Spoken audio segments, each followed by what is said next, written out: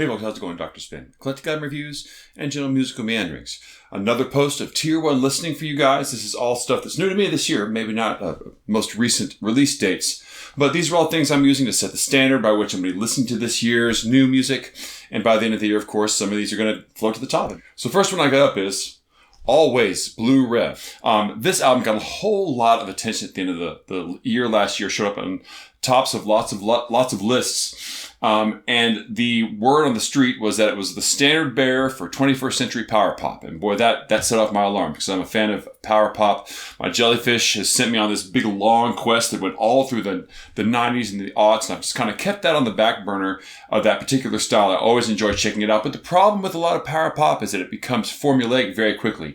It's all derived from a very specific way of playing. You can do a lot in that formula, but it's also easy to get stuck in a rut. So I was kind of wondering what the current idea is for power pop. And I'll tell you, if this is the way that things are going, we're in good shape because Blue Rev is an excellent album full of incredible music that is definitely a power pop, but doesn't really stick to the traditional, Beatles, post-Beatles formula. I liken it to sort of the overflowing emotion of the sounds of My Bloody Valentine with this kind of windswept feel of Oasis's best music.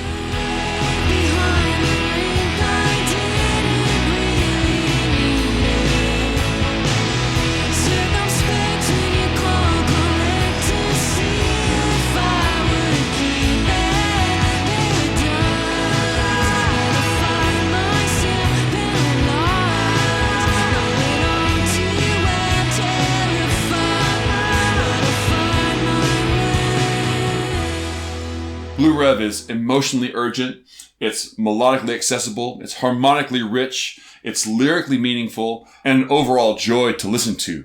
It's got all the best energy and structure of good power pop.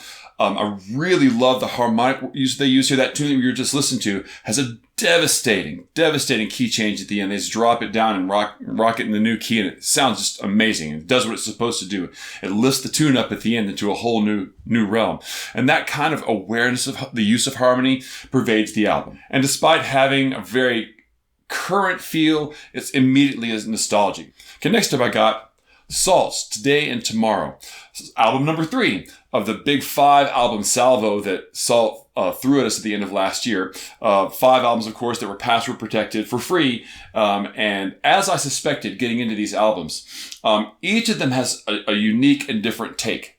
One of the things that's really fascinating about Sault, first of all, they never explain themselves. We don't really even know who's in or involved with the group. There's rumors. But generally speaking, they're completely anonymous. But they always put out this great diversity of music within each of their albums. Now, each of these albums that I've seen so far, the Air 2, Earth, and now Today and Tomorrow, each one has its own distinctive character. And Today and Tomorrow is no different. This is kind of like their rock album. They've always kind of had this backdrop of acknowledging the diversity of music in Black culture. And in this one, they're referring a lot to Funkadelic. And maybe even to a degree like Bad Brains a little bit later on. But here's the twist. They also incorporate children's choir. So again, we see them taking a variety of different Black styles and refining parts of it to its own unique statement.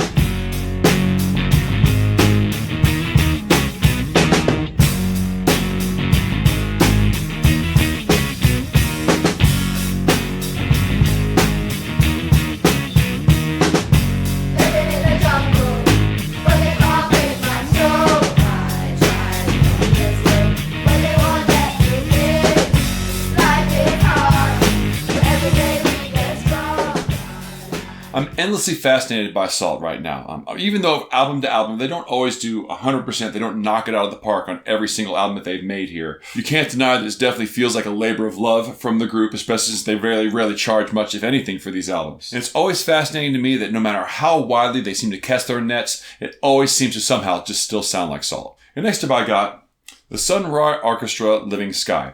Currently, the Sun Ra Arkerstra is under the direction of Marshall Allen. And so arguably, the Sun Ra Arkerstra could be identified as what they call a ghost band, where there's virtually no original members in the group. The leader of the group has passed on, but it carries on, the project carries on in the same ethos that the originator of the group started in.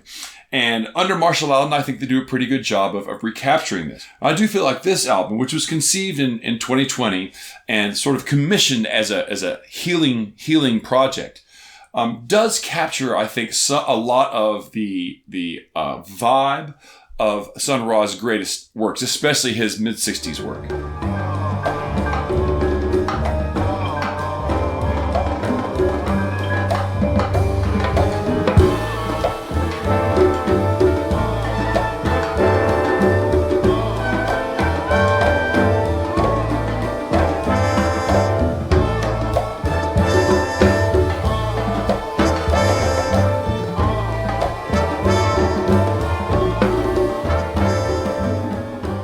So there's this web series called Star Trek Continues, and its idea is to finish the last season of Star Trek. Okay, bear with me on this. Although it's clearly not the same as Star Trek, the sets are so great, and they do such a great job of recapturing what was essentially good about the original Star Trek that you have to at least respect it, if not enjoy it.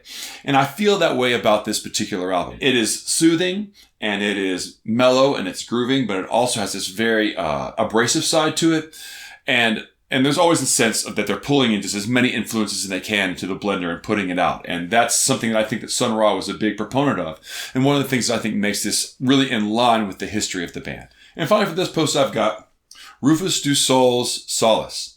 RÜFÜS DU SOL is an electronic music trio out of Australia. Dance music is supposed to have this trance-like quality, and so when you put it on a record, it doesn't always translate as well. But even though RÜFÜS DU SOL is dance, like an EDM dance type group, it's not just grooves. There's definitely a sense that there's structure to it. So it veers more towards, I think, almost electro pop than it does just straight up dance music. And the lead singer from RÜFÜS DU SOL has this kind of early period Coldplay tone to his voice.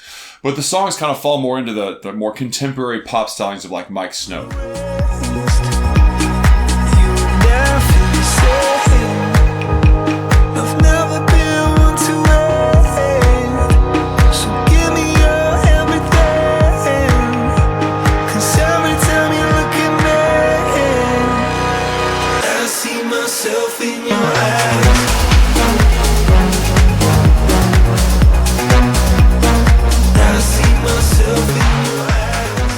I always think that a group's location has a really subtle way of informing their music. And I think this is no exception with RÜFÜS DU SOL. They're an Australian trio, and they have that same sort of like grizzled yet sensitive feel to what they're doing. And I think that that's something that I hear in a lot of Australian music, just blanket. There's always exceptions, of course, right? But it's smooth and it's flowing, but at the same time has a certain sense of grit to it. So that's all I got for you guys this time around. If you like the video, of course, please like and subscribe and share it out with your friends. Also follow me over on Spotify. I'm putting these tracks up into a big 2023 playlist. I've also started a Patreon page, and so if you're interested in participating in my 2023 viewer bracket, just head on over there and check out the details on that. And until you see you next time, I'll catch you guys on the flip side.